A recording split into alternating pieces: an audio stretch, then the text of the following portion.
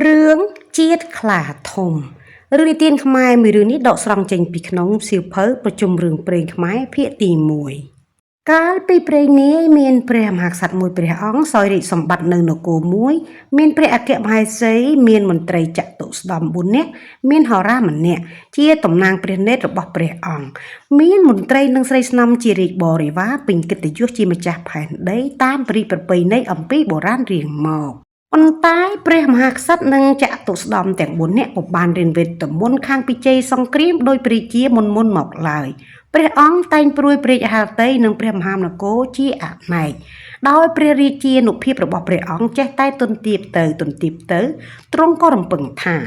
បើប្រសិនជាមានសក្តិសត្រូវចូលមកលុកលុយដណ្ដើមព្រះនគរមុខជាព្រះនគរនឹងបានទៅក្នុងកណ្ដាប់ដៃនៃបច្ចាមិត្តដោយងាយពុំខានឡើយ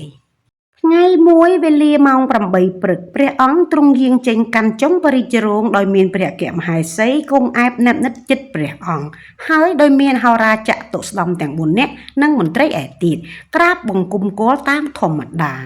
ពេលនោះព្រះអង្គនឹកភ្នែកចង់ទៅរៀនសិលសាស្ត្រក្នុងសំណាក់អាចារ្យទិសាបាមុខៈឯនគរកតសិលាទ្រង់ក៏ជំនុំជាមួយព្រះអគ្គមហេសីព្រះអគ្គមហេសីក៏សុំតាមទៅផងឯហោរានិងចតុស្ដម្ភទាំង4នាក់ក៏សុំហាយតាមព្រះអង្គទៅដែរដើម្បីនឹងទៅរៀនមន្តវិជ្ជាដើម្បីបានជំនាញមកថែរក្សាការពារព្រះនគរព្រះអង្គក៏ទ្រង់ព្រះរាជអនុញ្ញាតជំនុំស្រេចហើយមានថ្ងៃមួយព្រះអង្គក៏នាំអគ្គមហេសីហោរានិងចតុស្ដម្ភទាំង4នាក់ចេញចាក់ព្រះនគរយាងរហូតបានគម្រប់7ថ្ងៃក៏ទៅដល់នគរកតសិលាបានជួបនឹងអាចារ្យទិសាបាមុខៈក៏សូមរៀនសិលវេទមន្តព្រះរាជានិងព្រះអគ្គមហេសីហោរាសាស្ត្រព្រមទាំងចតុស្ដម្ភបាននៅរៀនចេះសពគ្រប់ទោះចង់ក្លែងខ្លួនជាសត្វដេរឆានឬជាយក្សកន្ធរក៏បានដោយងាយបន្ទាប់ពីរៀនចេះសពគ្រប់ហើយស្ដេចក៏សូមលាលោកអាចារ្យវិលត្រឡប់មកព្រះនគរវិញលោកអាចារ្យក៏អនុញ្ញាតព្រះរាជានិងព្រះអគ្គមហេសីធ្វើពីដំណើរត្រឡប់មកវិញព្រមដោយហោរាចតុស្ដម្ភទាំង4នាក់ផងដែរទ្រង់ចេញចាក់ក្រុងកតសិលាមកបាន3ថ្ងៃហើយតែផលកម្មនាំឲ្យវង្វេងផ្លូវទ្រង់យាងត្រាច់កាត់ព្រៃអស់ស្បៀងអាហារសោយតែមើមឈើនិងផ្លែឈើព្រះរាជាទ្រង់ស្ដាយព្រះជន្មទ្រង់ក៏ជំនុំគិតជាមួយហោរាចតុស្ដម្ភទាំង4នាក់ព្រមទាំងព្រះរាជអគ្គមហេសីថា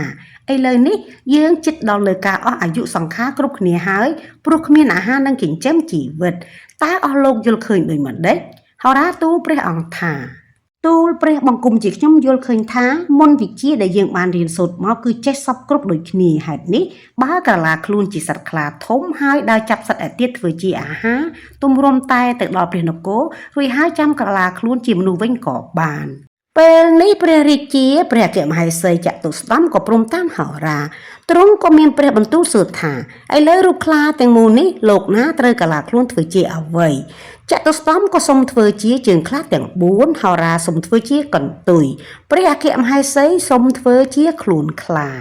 រូបខ្លាទាំងមូលនេះឃើញនៅសល់តែក្បាលគឺតួព្រះមហាក្សត្របន្ទាប់ពីជំនុំរួចស្រេចហើយក៏សូត្រមន្តវិជ្ជាការក្រឡាខ្លួនកើតជាស្ដេចខ្លាមួយយ៉ាងធំបានដូចសេចក្តីប្រាថ្នាបន្ទាប់មកស្ដេចខ្លានោះក៏ស្ទុះបោលដេញចាប់សត្វប្រើសក្តាន់ជាអាហាររស់នៅយូរទៅក៏កើតមានសេចក្តីសប្បាយភ្លេចរាជសម្បត្តិនិងព្រះមហានគរពុំស្ដាយសោះហេតុនេះបានជាសត្វខ្លាមានកម្លាំងជាងសត្វឯទៀតហើយសត្វខ្លានេះកាលនឹងចាប់សត្វជាអាហារគឺដឹងដោយសារកន្ទុយជាមុនព្រោះជាហោរាដងខ្លួនដែលទន់ភ្លន់គឺជាព្រះអគ្គមហេសីជាស្ត្រីភាពឯក្បាលដែលមើលឃើញសម្បើមអស្ចារ្យគឺតួអង្គព្រះមហាក្សត្រដែលមានផិតត្រិតជាងគេទាំងអស់ឯជើងទាំង4ដែលមានកម្លាំងខ្លាំងហើយមានក្រចកមុតគឺចតុស្ដម្ភទាំង4